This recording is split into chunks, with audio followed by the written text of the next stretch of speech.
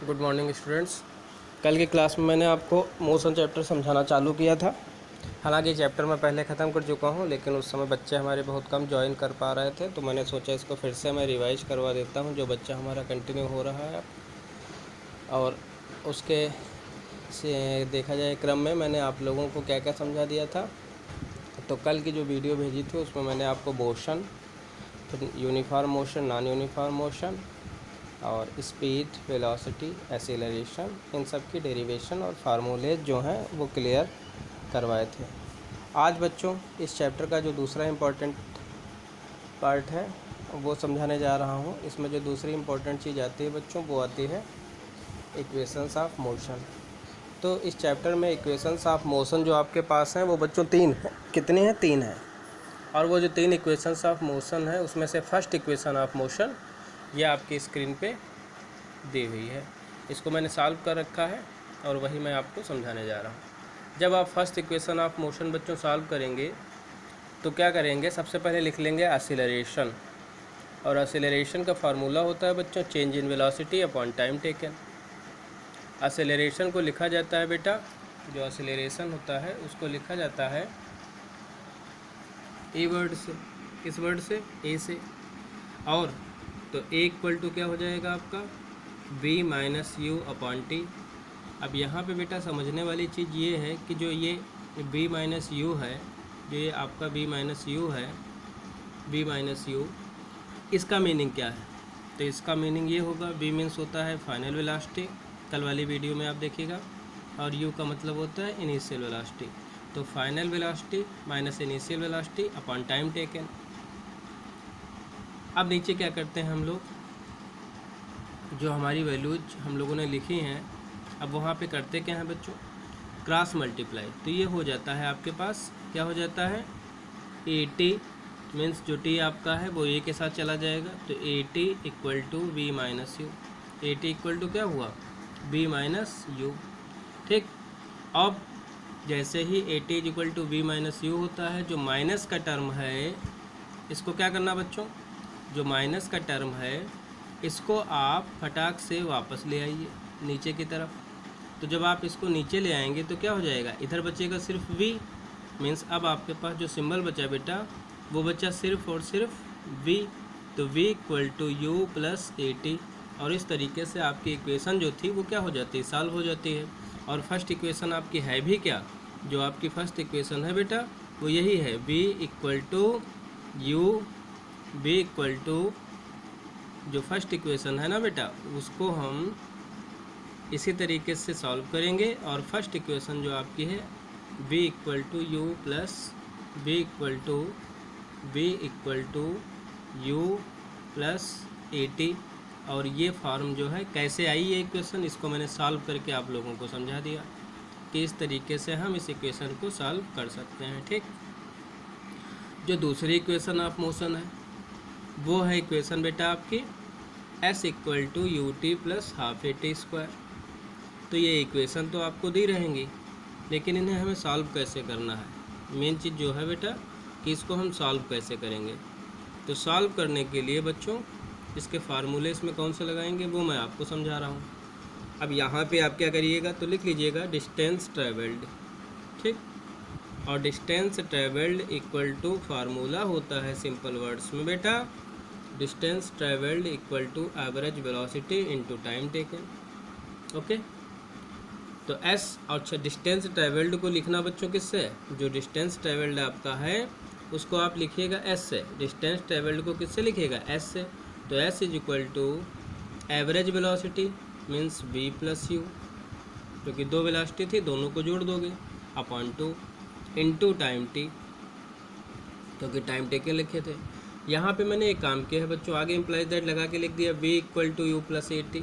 इसका मतलब क्या हुआ कि यहाँ पे जो ये आपका ये मैंने लिख रखा है ना बच्चों v प्लस यू, यहाँ पे आपको क्या करना है, v की वैल्यू पुट कर देनी है। और v की वैल्यू अभी आप ऊपर जो आपकी फर्स्ट इक्वेशन थी वो क्या ही थी, v equal to u plus a t. तो v की जगह पे बच्चों क्या लिख सकते हो, u प्लस ए टी। ठीक। और ये आपको मिला कहाँ से, ये जो आपको ऊपर इक्वेशन सॉल्व किए थे वहाँ से ये वैल्यू मिल गई। इस वैल्यू को उठा के आपने v की जगह पे प्लेस कर दिया, और जैसे ही इस वैल्यू को बच्चों प्लेस करेंगे, जैसे ही इस वैल्यू को प्लेस करोगे तब आपको क्या मिलेगा, तब मिलता है s equal to u plus a t plus u. कैसे हो गया, ये हुआ कैसे आखिर समझना होगा। तो v की वैल्यू क्या थी, u प्लस ए टी, तो v की वैल्यू रख लिया आपने u plus a t plus पहले वाला u अपॉन 2 इंटू टी। फिर क्या करते हैं, रिप्लेस वैल्यूज़ को अब हम यहाँ पे ऐड करते हैं, तो u and u that means 2u plus a T, and जो t टर्म था वो बाहर था मल्टीप्लिकेटिव फॉर्म में, अब उसको हम क्या करते हैं, अंदर मल्टीप्लाई कर देते हैं। तो जब मल्टीप्लाई करोगे बच्चों इस वाले पोर्शन में, यहाँ पे देखना, तो क्या हो जाता है, s is equal to 2ut upon 2 plus a t square upon 2।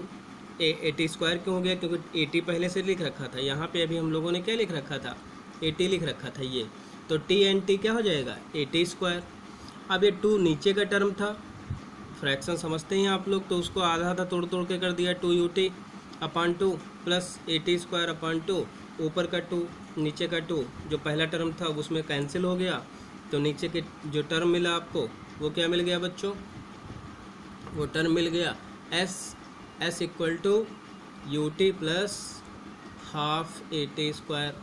तो आप कहेंगे सर ये हाफ क्यों आ गया, अरे बच्चों ए टी स्क्वायर अपॉन 2, तो चाहे आप ए टी स्क्वायर अपॉन 2 लिखो या हाफ लिखो, बात तो एक ही है। ठीक, तो इस तरीके से आपकी सेकेंड इक्वेशन यहीं पे सॉल्व हो जाती है, जो आपकी सेकेंड इक्वेशन थी वो यहीं पे प्रूव हो गई। अब इसके बाद आपकी मिलेगी बेटा कौन सी, थर्ड इक्वेशन।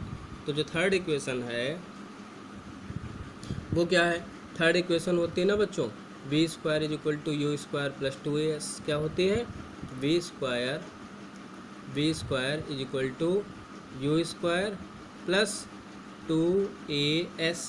इसको प्रूव कैसे करोगे, इसके लिए मैंने बताया फिर फार्मूला कौन सा, distance travelled is equal to average velocity into time taken. अब एवरेज वेलोसिटी इसका मतलब क्या होगा, सिंपल सी बात है कि बच्चे को मुझे समझाना तो होगा कि आखिर एवरेज वेलोसिटी होता क्या है। तो पहले मैं अपने बच्चे को समझाता हूँ, एवरेज वेलोसिटी मतलब जो दो वेलोसिटी हैं उनका सम, तो v plus u upon 2 into t. अब बच्चे को मैंने बता दिया कि बेटा s is equal to v plus u upon 2 into t. फिर बताया कि from first equation of motion v is equal to u plus a t. अब यहाँ से आपको करना क्या है, ध्यान ये देना है कि आपको करना क्या है। तो बच्चों जो करना है वो मैं बता रहा हूँ तुम्हें करना क्या है। करना ये है कि अब आप क्या करिए, अब आप